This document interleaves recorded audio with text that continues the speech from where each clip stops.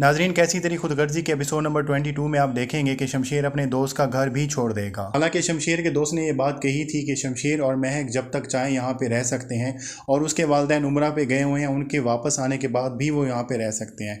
लेकिन शमशेर फिर भी उसका घर छोड़ देगा और वो कहेगा कि मैं अपने घर में शिफ्ट होना चाहता हूँ। शमशेर अपने बाप और अपने दोस्त से इंडिपेंडेंट होकर अपनी ज़िंदगी गुजारना चाहता है और आप देखेंगे कि वो अपने किराए के लिए गए मकान को घर बनाने की कोशिशों में लग जाएगा। शमशेर ने महक के लिए अपने आप को बहुत ज़्यादा तब्दील कर लिया है।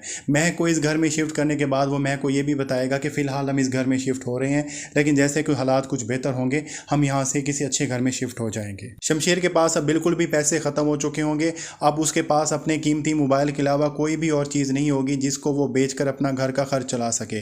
वो अपना मोबाइल बेच देगा, लेकिन उससे मिलने वाली रकम भी शमशेर के नसीब में नहीं होगी। जब वो रकम लेकर रिक्शे पर घर वापस जा रहा होगा तो उसके सामने दो बाइक्स आकर रुकेंगी और रिक्शा रोककर उस पर पिस्तौल तानकर उसकी रकम छीन ली जाएगी।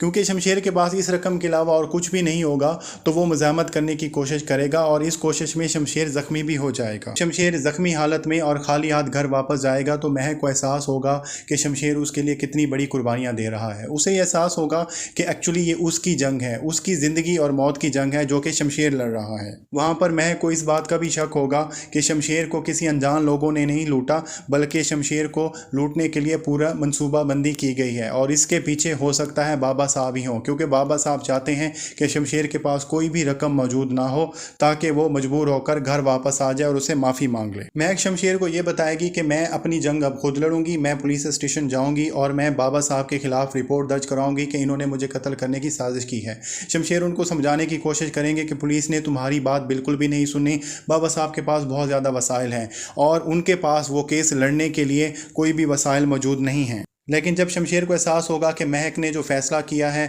वो अब उससे हटने वाली नहीं है तो वो कहेगा कि तुम्हारा जो भी फ़ैसला हो मैं तुम्हारे साथ खड़ा हूँ। महक को अब इस बात का अंदाज़ा हो चुका है कि डर कर और छुप कर ज़िंदगी नहीं गुजारी जा सकती। अगर ज़िंदगी सही तरह से गुजारनी है तो डर का सामना करना पड़ेगा। आज नहीं तो कल बाबा साहब का सामना इन्हें करना ही पड़ेगा। उधर बाबा साहब भी ये चाहते हैं कि शमशेर घर पे वापस आ जाए, तभी वो शमशेर को मजबूर कर रहे हैं उसके बैंक अकाउंट्स वगैरह बंद करवा के कि शमशेर के पास पैसे ना बचें और वो घर वापस आ जाए। लेकिन जब शमशेर की माँ बाबा साहब से ये बात पूछेगी कि शमशेर का कुछ पता चला तो वो अनजान बन के कहेंगे कि भाई कुछ पता चला भी नहीं है और मैं ना ही मैंने पता करना है और ऐसी औलाद घर आए ना आए मुझे कोई फ़र्क नहीं पड़ता। लेकिन बाबा साहब को बहुत ज़्यादा फिक्र है कि शमशेर घर वापस आ जाए, क्योंकि जैसे जैसे दिन गुजरते जाएंगे और शमशेर वापस नहीं आएगा ये मामला बहुत ज़्यादा पेचीदा होता जाएगा। शमशेर की माँ बाबा साहब को ये भी समझाने की कोशिश करेगी कि गलती आपकी है तो आपको ही झुकना पड़ेगा, लेकिन बाबा साहब अपनी बात पर अड़ जाएंगे। वो कहेंगे कि ये सर किसी के सामने नहीं झुकने वाला, मैं बिल्कुल भी नहीं झुकूंगा। अगर माफ़ी कोई मांगेगा तो शमशेर मांगेगा।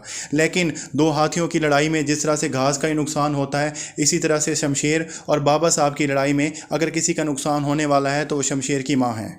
शमशेर की माँ अपने बेटे से बहुत ज़्यादा अटैच थी। शमशेर के जाने के बाद उसे शमशेर की बहुत ज़्यादा याद आ रही है। उसे इस बात की फ़िक्र होगी कि पता नहीं शमशेर अपनी ज़िंदगी कैसे गुजार रहा है। इस सारे गम में और सदमे की वजह से शमशेर की माँ अपनी तबीयत भी बहुत ज़्यादा ख़राब कर लेगी। इसके बाद आप देखेंगे कि अकरम साहब निदा से पूछेंगे कि तुम एहसन के साथ रिश्ते पे राज़ी हो या ये तुम्हें रिश्ता पसंद नहीं, जिस पर निदा कहेंगे कि आप जहाँ चाहें मेरा रिश्ता कर सकते हैं।